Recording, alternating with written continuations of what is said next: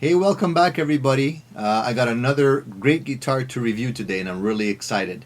I just wanted to mention a few things before I get started. First of all, I wanted to thank everybody for watching my videos and giving me feedback. I really appreciate it. I try to answer all your questions as much as I can. Some of them are pretty funny, I gotta admit, and I like the funny ones too. So keep them coming, please. I really appreciate that, and it keeps me encouraged to make more videos for you guys. Also, please subscribe to my channel, because, you know, the more subscriptions I get, the more encouragement I get to keep on going. So tell your friends, you know. Today I'm excited because I have a great Martin guitar. Just bought this guitar and I wanted to review it for you guys. So far I'm loving it. Okay, this is an OMCPA4 Rosewood. And the reason why it's called Rosewood is because the sides and the back are solid rosewood. Look at this beautiful grain. Have you ever seen anything as beautiful as this? It's amazing. For those of you who have been following my reviews, you'll probably have come across the Sigma review that I did not long ago. And the Sigma guitar was a budget guitar, about $400, that was modeled after this guitar. This guitar is the official Big Brother, the real Martin, the real deal, and this guitar lists for about $1,800 or so, but it you can probably buy it in the stores for maybe $1,300, $1,400, around there. I got a really great deal on this guitar used. It's brand new. Sounds awesome. I love it. Love, love, love it. So far, I gave you a couple of sound clips at the beginning of this video, so you got to hear what it sounds like without being plugged in. It also has a Fishman electronic system here. I didn't have time to actually plug it in. I don't have a good amplifier to play an acoustic guitar through, so I just thought I'd just give you the unplugged version for today. The Fishman electronics on this guitar use a piezo pickup under the bridge. Sounds very good, sounds very natural. It also has a tuner, built-in tuner, so when you hit the two knobs at the same time, you get the tuner that pops up. You have a volume control, you have a tone control, and the tone control, when you click it, has a couple of preset tone settings as well, which is very handy. So the guitar itself is quite simple. There's no razzle dazzle on this guitar besides the fact that it has this cutaway at the 14th fret. There's 20 frets in all on this guitar, and I love this style of guitar. It's an OOO style body, similar, very similar actually to a Taylor that I had not too long ago actually. I didn't get a chance to review that one, but unfortunately I sold that one, so I replaced it with this baby, and I love it and I don't regret it one bit, and this one's actually cheaper. So let me go through some of the features.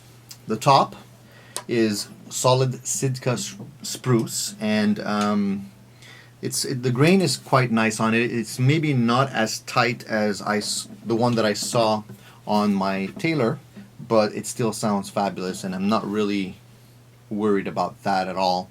I think it sounds fantastic. There's not a lot of razzle dazzle, as I said, on this guitar. They don't have fancy inlays. It's just dot inlays that they're using on the neck here, and even the rosette is just a simple rosette. It's nothing crazy. There's no fancy designs or anything like that, and the pickguard is quite unique. I like that shape. Quite interesting. What can I say about this guitar that's sort of out of the ordinary, besides the fact that it sounds great, as I already mentioned? Everything else is pretty plain. The nut on the neck is a Korean nut, not Korean nut like some of you have mentioned and made me crack up.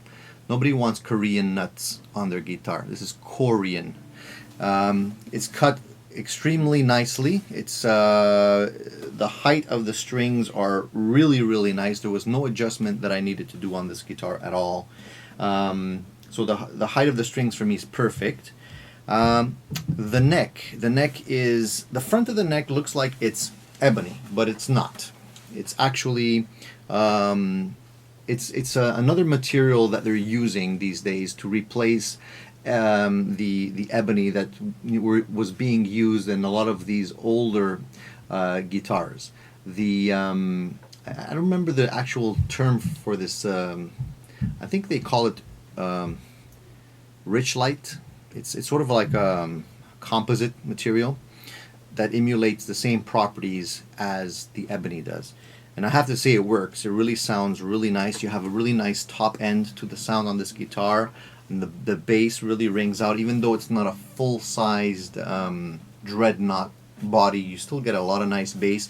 And what I like about this guitar is I find that it cuts through better when you're playing in a live situation because of the shape of the body. The dreadnoughts are fantastic when you're playing alone with just a vocalist or playing in your bedroom or whatnot, but when you get into a live band situation, I find it kind of loses a little bit, and this one tends to cut through a little bit better. So for me, that's what I really love about this guitar. What else can I say? There's some binding on the guitar on the sides here, and it's basically a plastic binding on the front and the back all the way around. You got a cover in the back here for your battery, so you can just pop off this this compartment, and I'll just open it up here and show you. There's just a little clip here. I hope it's going to be solid enough and it won't break, but who knows? Time will tell. Just opens up like that, and there's a little 9-volt battery in there, so you can close that.